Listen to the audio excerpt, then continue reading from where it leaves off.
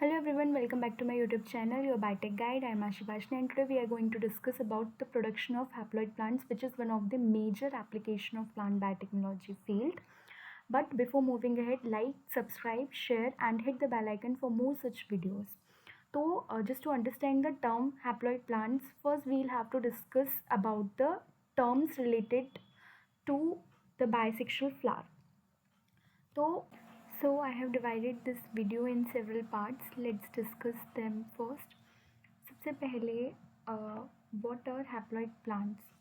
This will be in part first, जो कि आज हम डिस्कस करने वाले हैं इस वीडियो में कि haploid plants का एक्चुअली मीनिंग क्या है. उसके बाद we'll discuss in our next video about microsporogenesis and megasporogenesis. For a better understanding about the haploid plants, it is necessary to understand these terms also. That is why I'm going to explain these terms in my next video. In third part we'll discuss techniques for haploid plant production, जिसमें हम in vivo and in vitro techniques के बारे में discuss करेंगे, जैसे कि androgenesis and गायनोजेनेसिस. फिर part 4 में we'll discuss history about the haploid plant production and identification of haploid plants. जो हम haploid plants in vitro conditions में प्रोड्यूस करते हैं, उनको हम आइडेंटिफाई कैसे करते हैं कि ये हैप्लॉइड प्लांट्स ही हैं या फिर इनकी प्लॉइडी क्या है, उस चीज़ को आइडेंटिफाई कैसे करेंगे. फिर हैप्लॉइड प्लांट्स का डिप्लॉइडाइजेशन कैसे करते हैं वो भी हम डिस्कस करेंगे. एप्लीकेशंस और हैप्लॉइड प्लांट्स के लिमिटेशंस क्या हैं वो भी हम डिस्कस करेंगे. फिर पार्ट 5 में, मतलब हमारी 5th वीडियो में, we will discuss some PYQs related to DBT JRF and GATE P.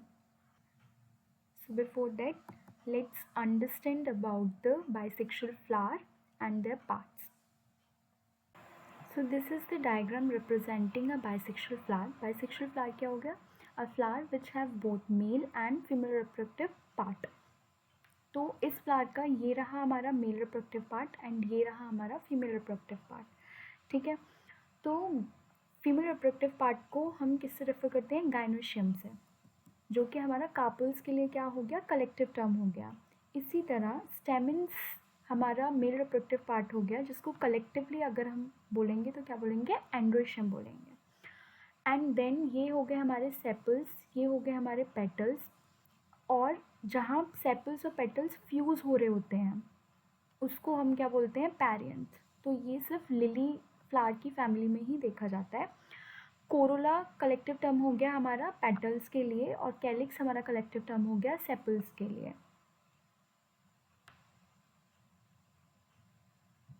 So coming back to gynoecium and androecium.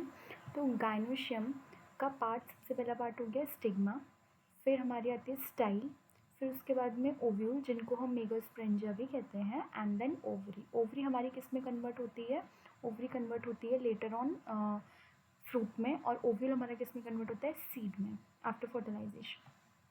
फिर इसी तरह एंड्रोशियम का पार्ट है हमारा, क्या क्या है? एंथर आ जाता है सबसे पहले. एंथर जिसके अंदर हमारे क्या प्रोड्यूस होते हैं? पॉलन ग्रेन्स प्रोड्यूस होते हैं. और ये हो गया एंथर का वो पार्ट जिसको माइक्रोस्पोरेंजिया कहते हैं, जहाँ पे पॉलन ग्रेन्स प्रोड्यूस होते हैं. फिर ये हो जाता है हमारा फिलामेंट. तो हमने क्या क्या देखा? पेरियन देखा, जो कि हमारा नॉन रिप्रोडक्टिव ऑर्गन हो गया फ्लावर का, जो कि सराउंड कर रहा है जस्ट हमारे रिप्रोडक्टिव ऑर्गन्स को. और रिप्रोडक्टिव ऑर्गन्स हमने देखे gynoecium and androecium. Now let's discuss the term haploid plants. तो हैप्लॉइड प्लांट्स को समझने के लिए we will take a reference of a diploid plant, क्योंकि प्लांट्स के केस में हर प्लांट की प्लॉइडी वेरी करती है. अगर हम 46 का हाफ कर दें तो ये हमारे 46 जो थे वो डिप्लॉइड नंबर ऑफ क्रोमोसोम्स थे, है ना. 46 को अगर हमने हाफ कर दिया तो 23 क्रोमोसोम्स हो गए. ठीक है, n नंबर ऑफ क्रोमोसोम्स हो गए. Half number of chromosome half कर दिया हमने, तो इसी हाफ नंबर ऑफ क्रोमोसोम को हम क्या कहते हैं? हैप्लॉइड. ठीक है, तो बेसिकली हैप्लॉइड में क्या आ गया? 22 पेयर्स हमारे ऑटोसोम्स के आ जाते हैं, फिर एक या तो X आएगा या फिर Y आएगा. ठीक है, 46 वाला जो हमारा था वो डिप्लॉइड के लिए हम यूज़ कर रहे थे, है ना. अब हैप्लॉइड प्लांट किसको कहा जाएगा? जिनके पास में गैमेटोफाइटिक जनरेशन है या फिर n number of chromosomes present होते हैं, उनको हम क्या कहेंगे, हैप्लॉइड सेल्स कहेंगे, जिनके पास में 2n number of chromosomes present होते हैं, मतलब डिप्लॉइड कंडीशन में जो प्रेजेंट होते हैं उनको हम स्पोरोफाइटिक कहेंगे, या फिर क्या बोलते हैं, डिप्लॉइड कहा जाएगा, ठीक है। अब गैमेटोफाइटिक सेल्स का एग्जाम्पल कौन होता है हमारा, गैमेटोफाइटिक में हमारे आ जाते हैं माइक्रोस्पोर्स और मेगास्पोर्स। मेगास्पोर जो फीमेल गैमीट हो गया, और माइक्रोस्पोर क्या हो गया, मेल गैमीट हो गया, ठीक है। तो ये तो हो गया जो हमने डिस्कस करा कि हैप्लॉइड हम किसको बोल रहे हैं, और हमारी मतलब प्लांट की बॉडी में हैप्लॉइड सेल्स कौन सी हैं, ठीक है। तो सिर्फ माइक्रोस्पोर और मेगास्पोर जो हैं वो हैप्लॉइड सेल्स हैं। अब इन माइक्रोस्पोर और मेगास्पोर को यूज़ करके हम हैप्लॉइड प्लांट कैसे प्रोड्यूस करेंगे उसके बारे में हमें पूरा ओवरव्यू पढ़ना है, ठीक है। मतलब इन विट्रो कंडीशंस में माइक्रोस्पोर और मेगास्पोर को यूज़ करके कैसे हम एक हैप्लॉइड प्लांट प्रोड्यूस कर सकते हैं, और उस हैप्लॉइड प्लांट की एडवांटेजेस क्या हैं, डिसएडवांटेजेस क्या हैं, क्या एप्लीकेशंस हैं, वो सब हम इसमें डिस्कस करने वाले हैं, ठीक है। तो अगर हैप्लॉइड के लिए अब हम टर्म मतलब डिस्कस करें तो क्या मतलब डेफिनेशन अगर हम बोलें तो क्या हो जाएगी हैप्लॉइड प्लांट्स की, possessing the plants which possess the only a single set of chromosome, ठीक है। मतलब गैमेटोफाइटिक नंबर ऑफ क्रोमोसोम्स जिसमें प्रेजेंट है, गैमेटोफाइटिक नंबर ऑफ क्रोमोसोम मतलब वो उतने नंबर ऑफ क्रोमोसोम जो उनके गैमीट्स में प्रेजेंट होते हैं, क्योंकि वो हैप्लॉइड होते हैं, ठीक है। तो जो plants haploid number of chromosomes contain करते हैं उनको हम क्या कहा जाता है, हैप्लॉइड प्लांट्स कहा जाता है, ठीक है। अब इसका ग्रेट सिग्निफिकेंस क्या है, मतलब हैप्लॉइड प्लांट का मोस्ट वाइडली यूज़ क्या है, मतलब क्यों हैप्लॉइड प्लांट का एक मेजर एडवांटेज क्या है हमारे लिए कि हम होमोजाइगस लाइन क्रिएट कर सकते हैं। होमोजाइगस लाइन मतलब क्या हो गया कि जब भी हम देखते हैं तो हमने पढ़ा होगा कि एलील्स के बारे में पढ़ा है, ठीक है। हर जीन की 2 अल्टरनेटिव फॉर्म्स होती हैं, है ना, एक या तो डोमिनेंट होगी, एक रिसेसिव होगी, ठीक है। अब वो हमारी हेट्रोजाइगस कंडीशन हो गई, ठीक है। लेकिन अब हम हैप्लॉइड प्लांट को प्रोड्यूस करके हम क्या कर सकते हैं, होमोजाइगस प्लांट का प्रोडक्शन कर सकते हैं, होमोजाइगस प्लांट प्रोड्यूस होंगे।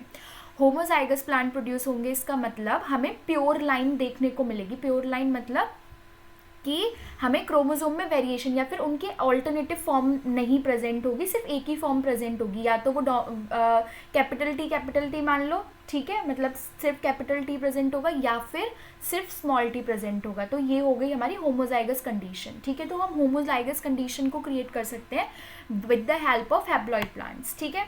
अब आते हैं कि अभी तो हम इन विट्रो ये करा रहे हैं, लेकिन इन वीवो भी ये कंडीशन देखी जाती है कब, जब प्लांट्स में एपोमिक्सिस या फिर पार्थेनोजेनेसिस वाली प्रोसेस होती है तब। तो एपोमिक्सिस और पार्थेनोजेनेसिस में क्या होता है कि विदाउट मतलब नेचुरली ही क्या होता है कि विदाउट द फर्टिलाइजेशन ही एम्ब्रियो प्रोडक्शन हो जाता है, ठीक है। मतलब development of an embryo from an unfertilized egg, ठीक है, उसको हम एपोमिक्सिस या पार्थेनोजेनेसिस कहते हैं। तो नेचुरल कंडीशन नेचुरली ही मतलब विदाउट इन विट्रो हमें कराने की ज़रूरत ही नहीं पड़ रही है, इन वीवो कंडीशन में ही क्या हो रहा है कि हैप्लॉइड प्लांट प्रोडक्शन देखने को मिल रहा है। अगर फर्टिलाइजेशन नहीं होगा, ठीक है, फर्टिलाइजेशन नहीं होगा तो न्यूक्लियस का मतलब फ्यूजन नहीं हो रहा है। डिप्लॉइड कंडीशन कब बनती है, जब हमारे पास 2 न्यूक्लियस प्रेजेंट होती हैं, राइट, है ना। मतलब एक सेल दो सेल्स फ्यूज होती हैं, 2 सेल्स में एक न्यूक्लियस दोनों के पास प्रेजेंट होती है। तो जब वो दोनों सेल्स फ्यूज होती है उसके बाद में उनमें कैरियोकाइनेसिस भी होती है, मतलब न्यूक्लियर फ्यूजन भी होता है। तो न्यूक्लियर फ्यूजन की वजह से वो 2n हो जाते हैं, दोनों के क्रोमोसोम मर्ज हो जाते हैं। लेकिन जब फर्टिलाइजेशन ही नहीं होगा तो फिर विदाउट फर्टिलाइजेशन एम्ब्रियो फॉर्मेशन हो रहा है, तो इसका मतलब 2n वाली कंडीशन नहीं देखने को मिलेगी, सिर्फ हैप्लॉइड कंडीशन देखने को मिलेगी, ठीक है।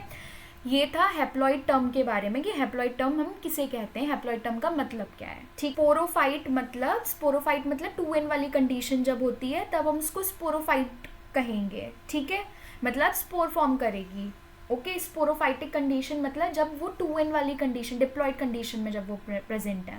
गैमेटोफाइटिक हम टर्म तब यूज करेंगे जब वो हैप्लॉइड कंडीशन में प्रेजेंट है। तो हैप्लॉइड प्लांट्स बेसिकली होते क्या हैं, वो अपने स्पोरोफाइट को मतलब इन अपने स्पोरोफाइट में क्या करते हैं, गैमेटोफाइटिक कंडीशन को डेवलप कर रहे हैं, ठीक है। मतलब वैसे तो वो 2n ही होते हैं ना, है ना, लेकिन हम उन 2n से क्या बना रहे हैं, n बना रहे हैं। पूरे ही प्लांट को हम n मतलब पूरे प्लांट की हर सेल, अभी तक हम क्या देखते थे, हर प्लांट के सिर्फ एक एक सेल ऐसा होता है, मतलब माइक्रोस्पोर और मेगास्पोर ही ऐसे दो सेल्स होते हैं जो हमारे सेक्स सेल्स होते हैं या फिर गैमीट्स जो होते हैं, ठीक है। सिर्फ उन्हीं के अंदर हैप्लॉइड कंडीशंस हमें देखने को मिलती हैं। लेकिन यहाँ पे क्या होगा कि हम प्लांट की हर सेल के अंदर हैप्लॉइड कंडीशन बना रहे हैं। तो आज के लिए बस इतना ही। Thank you for watching your biotech guide. In the upcoming videos हम डिस्कस करेंगे मेगास्पोरोजेनेसिस एंड माइक्रोस्पोरोजेनेसिस की प्रोसेस को, ऑल्सो की techniques for the production of haploid plants. तो keep watching your biotech guide.